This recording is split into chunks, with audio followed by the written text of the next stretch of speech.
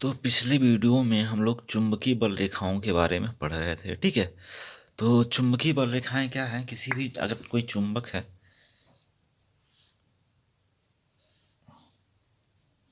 उसका ये उत्तरी ध्रुव है और क्या है, दक्षिणी ध्रुव है। तो उत्तरी ध्रुव से होते हुए दक्षिणी ध्रुव को जाती हैं चुंबकीय बल रेखाएं, और चुंबक के अंदर से होते हुए फिर क्या हो जाती हैं, बाहर की तरफ चली जाती हैं। ठीक है। अब देखिए, ये बहुत सी चुंबकीय रेखाएं हो गई।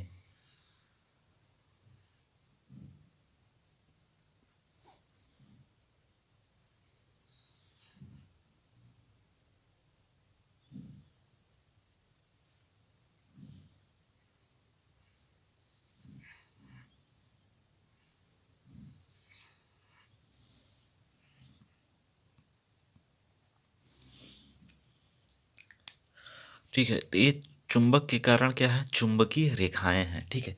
अब एक चीज समझिए, देखिए, चुंबकीय रेखाएं जहाँ पे चुंबकीय रेखाओं की संख्या ज्यादा होगी, वहां पे क्या है, चुंबकीय क्षेत्र प्रबल होगा। चुंबकीय क्षेत्र क्या है, चुंबकीय क्षेत्र को दर्शाने के लिए हम क्या इसका प्रयोग करते हैं, चुंबकीय बल रेखाओं का। ठीक है। तो चुंबकीय बल रेखाओं की संख्या जहाँ जिस क्षेत्र में ज़्यादा होगा, वहाँ चुंबकीय क्षेत्र क्या होगा, प्रबल होगा। और जहाँ कम होगा, वहाँ पे क्या होगा, विरल होगा या फिर दुर्बल चुंबकीय क्षेत्र होगा। अब देखिए, यहाँ पे ये चुंबक है ना, चुंबक के ध्रुव के पास क्या है, चुंबकीय बल रेखाओं की सघनता क्या है, ज़्यादा है। ठीक है। अब तो इसका कारण देखिए क्या है, यहाँ पे चुंबकीय क्षेत्र क्या होता है, प्रबल होता है। ठीक है। चुंबकों में चुंबकत्व का गुण उनके ध्रुवों पे क्या होता है, ज़्यादा होता है, और मध्य में क्या होता है, कम होता है। और जितना ही हम चुंबक से दूर होते जाएंगे, उसका चुंबकत्व का गुण क्या होता है, कम होता जाता है। ठीक है। अब एक चीज़ और समझिए, अब देखिए कहीं पे, अब जैसे यहाँ पे कोई एक क्षेत्र है,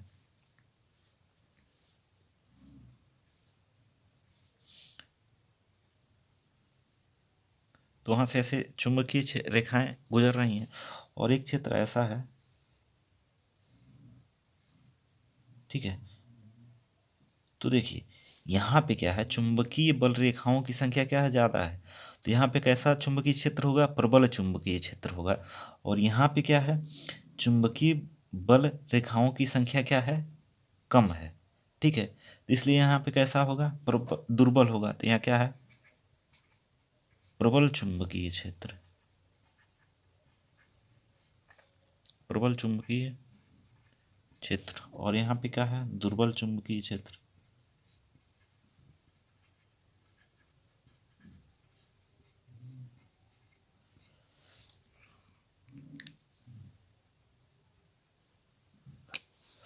अब कुछ स्थितियाँ ऐसी देखिए, जैसे कि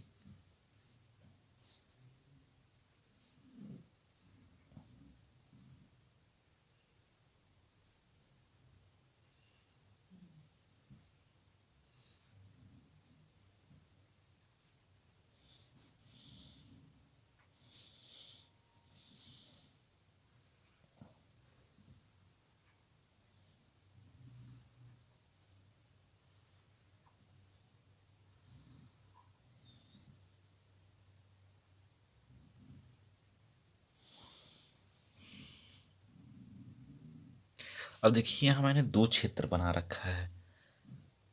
ठीक है।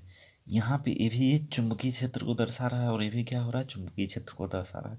अब ध्यान से देखिए, यहाँ पे ये जो रेखाएं हैं, एक दूसरे के समांतर भी नहीं है, और न ही एक दूसरे से समान दूरी पे हैं। ठीक है। तो ये क्या होगा, ऐसे क्षेत्र को हम लोग बोलते हैं असमान चुंबकीय क्षेत्र। कैसा, असमान चुंबकीय क्षेत्र। और यहाँ पे देखिए, जो चुंबकीय बल रेखाएं हैं, चुंबकीय बल रेखाएं क्या है, समांतर हैं। समांतर होने के साथ क्या है, समदूरस्थ है, मतलब एक दूसरे से उनकी दूरी क्या है, समान है। इससे ये जितनी दूरी पे है, इसी से उतनी दूरी पे है, उतनी दूरी पे है, उतनी दूरी पे है। तो क्या है, समदूरस्थ हैं और समांतर हैं। इस वजह से क्या है, यहाँ पे चुंबकीय क्षेत्र कैसा है, एक समान चुंबकीय क्षेत्र। कैसा है, एक समान, एक समान चुंबकीय क्षेत्र। ठीक है। उम्मीद है ये आप लोगों को समझ में आ गया होगा, असमान चुंबकीय क्षेत्र और एक समान चुंबकीय क्षेत्र। आगे बढ़ते हैं अब, उदासीन बिंदु। तो देखिए, उदासीन बिंदु किसी भी चुंबकीय क्षेत्र में, ठीक है, ऐसा बिंदु होता है जिस पे परिणामी चुंबकीय क्षेत्र क्या होता है, शून्य होता है।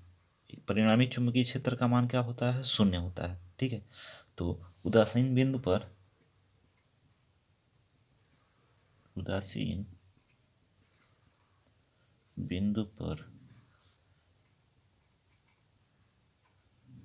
परिणामी चुंबकीय क्षेत्र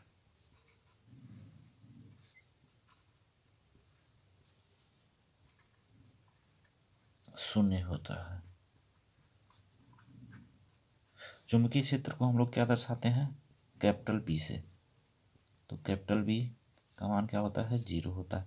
यहाँ पे इस तीर लगे होने का मतलब क्या है, ये सदिश राशि को दर्शा रहा है। क्या है ये, बी क्या है, सदिश राशि है। तो ऐसा बिंदु जिस पे परिणामी चुंबकीय क्षेत्र क्या हो, शून्य हो, क्या कहलाता है, उदासीन बिंदु कहलाता है। अब आइए समझते हैं हम लोग चुंबकीय बल रेखाओं के गुण। अब चुंबकीय बल रेखाओं के गुण क्या होते हैं, ठीक है। तो देखिए, चुंबकीय बल रेखाएं जो होती हैं किसी भी चुंबक के उत्तरी ध्रुव से निकलती हैं और एक वक्र पथ पर आगे बढ़ते हुए दक्षिणी ध्रुव से प्रवेश करती हैं चुंबक के अंदर, वह पुनः कहाँ आ जाती हैं, उत्तरी ध्रुव से, और पुनः उसी वक्र पथ को क्या करती हैं, फॉलो करती हैं। ठीक है, तो यानी चुंबकीय बल रेखाएं क्या करती हैं, एक बंद वक्र के रूप में होती हैं। किसके रूप में, बंद वक्र के रूप में। इसको मैं फिर से बना दे रहा हूँ, देखिए यहाँ से चुंबकीय बल रेखाएं निकली और ऐसे होते हुए, देखिए ये क्या है, उत्तरी ध्रुव और ये दक्षिणी ध्रुव, ऐसे होते हुए आए चुंबक के अंदर से। ठीक है, और यहाँ से ऐसे निकल गए। तो ये देखिए, ये क्या बना रही हैं, एक बंद वक्र बना रही हैं। ठीक है, बंद वक्र के रूप में होती हैं चुंबकीय बल रेखाएं। और देखिए क्या कह रहा है अगला पॉइंट, चुंबकीय बल रेखाओं का गुण क्या है कि दो चुंबकीय रेखाएं, बल रेखाएं एक दूसरे को कभी नहीं काटती। ठीक है, एक दूसरे को क्या होगा, कभी नहीं काटेंगी। जैसे अगर ऐसा हो, मैं मान लेता हूँ कि दो चुंबकीय रेखाएं एक दूसरे को काटती हैं। अच्छा, उससे पहले एक और प्रॉपर्टी समझिए। अगर बंद वक्र के किसी बिंदु पर हम स्पर्श रेखा खींचे तो स्पर्श रेखा क्या बताता है, चुंबकीय क्षेत्र की दिशा बताता है। ठीक है, अब समझिए। तो मान लीजिए, हम ये मान लेते हैं कि जो दो चुंबकीय बल रेखाएं एक दूसरे को काट सकती हैं। ठीक है, एक बल रेखा ऐसी है और एक बल रेखा ऐसे जा रही है। ठीक है, तब अब देखिए, ये इनका प्रतिच्छेद बिंदु है, प्रतिच्छेद बिंदु है। यानी ये बिंदु जो होगा दोनों रेखाओं पे होगा, इस पे भी होगा और इस पे भी होगा। तब इस रेखा पे हम अगर एक स्पर्श रेखा खींचे तो ये ऐसे हो जा रहा है। ठीक है, और इस वाले वक्र पे स्पर्श रेखा खींचे तो ये ऐसे हो जा रहा है। देखिए क्या बताए हैं कि किसी बिंदु पे, किसी भी चुंबकीय बल रेखा के किसी बिंदु पे खींची गई स्पर्श रेखा क्या बताती है, चुंबकीय क्षेत्र की दिशा बताती है। अब देख, ध्यान से देखिए, अब एक ही बिंदु पे दो चुंबकीय क्षेत्र कैसे हो सकते हैं, नहीं हो सकते हैं। ठीक है, इस बिंदु पे क्या होगा, दो चुंबकीय क्षेत्र नहीं हो सकते। ठीक है, अब नहीं हो सकते तो देखिए, या तो हम ये मान रहे हैं जो कि दो चुंबकीय बल रेखाएं, एक ही चुंबकीय क्षेत्र की दो बल रेखाएं एक दूसरे को काट रही हैं। ठीक है, तो ये बात गलत है। ठीक है, यानी दो चुंबकीय क्षेत्र की बल रेखाएं एक दूसरे को काट नहीं सकती। ठीक है, यदि अगर हम मानेंगे तो देखिए, यहाँ पर हम इस निष्कर्ष पे पहुंच रहे हैं कि इस बिंदु पे क्या है, चुंबकीय क्षेत्र की दो दिशाएं हैं, जो नहीं हो सकता। ठीक है, क्योंकि चुंबकीय क्षेत्र एक ही है तो उस पर दो दिशाएं कैसे हो सकती हैं। ठीक है, किसी एक बिंदु पर एक ही दिशा होगी, दो दिशा नहीं होगी। ठीक है, तो किसी एक ही चुंबकीय क्षेत्र को दर्शाने वाली बल रेखाएं क्या होता है, कभी भी एक दूसरे को प्रतिच्छेदित नहीं करती हैं। ठीक है, तो उम्मीद करता हूँ ये बिंदु समझ में आ गया होगा। ठीक है, अब देखिए, इसको ऐसे बस लिखवा दिया जाता है। ठीक है, कि दो चुंबकीय बल रेखाएं एक दूसरे को नहीं काट सकती हैं। ठीक है, अब देखिए, दरअसल है क्या, एक ही चुंबकीय, वो बल रेखाएं क्या है, एक ही चुंबकीय क्षेत्र से उत्पन्न होना चाहिए। ठीक है, तो अब वो दूसरे को नहीं काटती। अब स्पर्श रेखा फिर प्रतिच्छेद बिंदु, इसके जरिए नहीं समझाया जाता, इसलिए समझ में नहीं आता। ठीक है, लेकिन यहाँ देखिए, मैंने दो वक्र बनाया है, एक वक्र ऐसे हो कि यहाँ जा रहा है और एक वक्र ऐसे जा रहा। अब देखिए ये प्रतिच्छेद बिंदु है, तो प्रतिच्छेद बिंदु से इस पे क्या है, एक स्पर्श रेखा है और इस वाले पे एक स्पर्श रेखा है, ठीक है। तो देखिए अब इस पे दो स्पर्श रेखा हो रहा है, इसका मतलब क्या है, दो विद्युत क्षेत्र को दर्शा रहा है, विद्युत क्षेत्र की दो दिशा दर्शा रहा है, जबकि ऐसा हो नहीं सकता। क्यों? क्योंकि विद्युत क्षेत्र एक ही है और एक विद्युत क्षेत्र में एक बिंदु पर केवल एक ही दिशा होती है, ठीक है। तो हम जो ये मान के चले थे कि एक ही विद्युत क्षेत्र की चुंबकीय बल रेखाएं एक दूसरे को प्रतिच्छेद कर सकती हैं, बात हमारी क्या हो गई, गलत सिद्ध हो गई, ठीक है।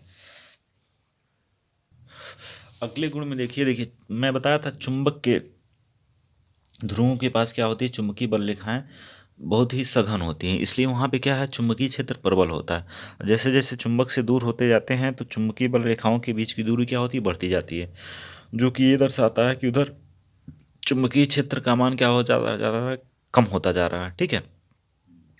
तो जहाँ पे चुंबकीय बल रेखाओं की संख्या ज़्यादा होगी वहाँ पे चुंबकीय क्षेत्र क्या होगा, प्रबल होगा, और जहाँ पे चुंबकीय क्षेत्र की संख्याएं कम होगी वहाँ पे चुंबकीय क्षेत्र क्या होगा, दुर्बल होगा, ठीक है। और देखिए जहाँ पे चुंबकीय बल रेखाएं परस्पर समांतर और समदूरस्थ होंगी वहाँ पे चुंबकीय क्षेत्र कैसा होगा, एक समान होगा, ठीक है। और देखिए कोई भी चुंबक होता है ना, चुंबक के अंदर चुंबकीय क्षेत्र कैसा होता है, एक समान। ये चुंबक है ना, तो चुंबक के अंदर जो चुंबकीय बल रेखाएं होती हैं लगभग क्या होती हैं, समांतर और क्या होती हैं, समदूरस्थ होती हैं। कैसी होती हैं, समदूरस्थ होती हैं। इस चुंबक के अंदर कैसा क्षेत्र है, एक समान। कैसा क्षेत्र है, एक समान चुंबकीय क्षेत्र है, ठीक है।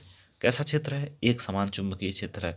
और असमान चुंबकीय क्षेत्र तो खैर कहीं भी हो सकता है, ठीक है। और असमान चुंबकीय क्षेत्र में क्या होती हैं, चुंबकीय बल रेखाएं समांतर नहीं होती, नहीं क्या होती हैं, समदूरस्थ होती हैं, ठीक है। तो ऐसे हो सकती हैं, लेकिन जहाँ एक समान चुंबकीय क्षेत्र होगा वहाँ पे चुंबकीय बल रेखाएं क्या होंगी, समांतर होंगी, और कैसे होंगी, समदूरस्थ होंगी।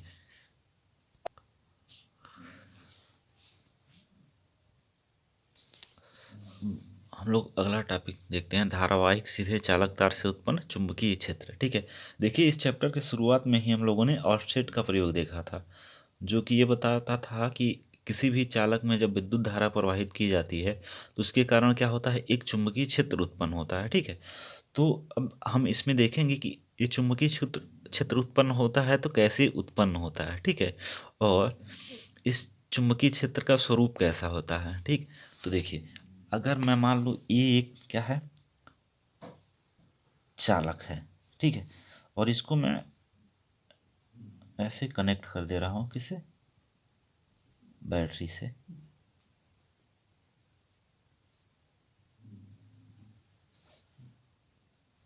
ठीक।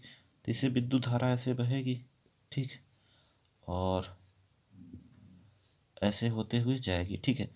तो यहाँ पे देखिए जो विद्युत क्षेत्र का मान क्या होगा, सेकेंडरी वृत्तों के रूप में होगा, ठीक है।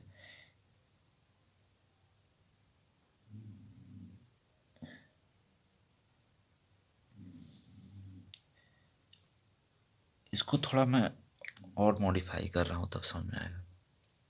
अब जैसे देखिए ये चालक तार है, इसमें धारा आई बह रहा है, ठीक है, ऊपर की। अब देखिए इसमें जो चुंबकीय क्षेत्र होगा ऐसे होगा, ये ऐसे। अब देखिए ये क्या है, इसको दर्शाने के लिए ऐसे समझिए, एक पेपर है, ठीक है। क्या है आपके पास, एक पेपर है, ऐसे पेपर है, और पेपर के अंदर से क्या है, चालक तार आप निकाल दिए हैं, ठीक है, ऐसे। ये चालक तार, ठीक है, ये क्या हो गया, इसके अंदर से ऐसे जा रहा है, ठीक है। तो चुंबकीय बल रेखाएं इस पेपर पे क्या होगा, ऐसे इस तरीके से अभी मैं दिखा रहा हूँ। तो देखिए कैसे है, ये पेंसिल है, पेंसिल दिख रहा है ना, ये पेंसिल क्या है, एक चालक तार है मानिए, ठीक है। और एक पेपर है, एक प्लेन है, एक क्या है, तल है, ठीक है। अब देखिए चुंबकीय रेखाओं को मैं खींच के फिर अगले स्लाइड में दिखा रहा हूँ आपको।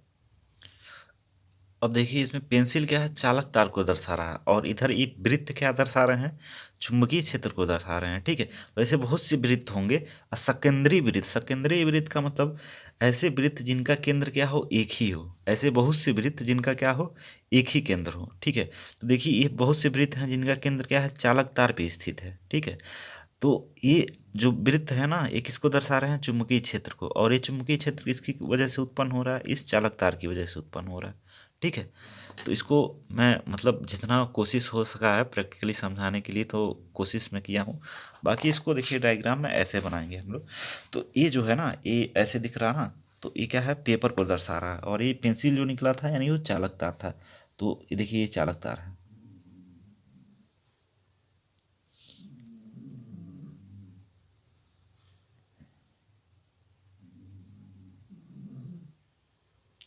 तो उम्मीद करता हूँ आप लोगों को ये अच्छे से समझ में आया होगा, ठीक है।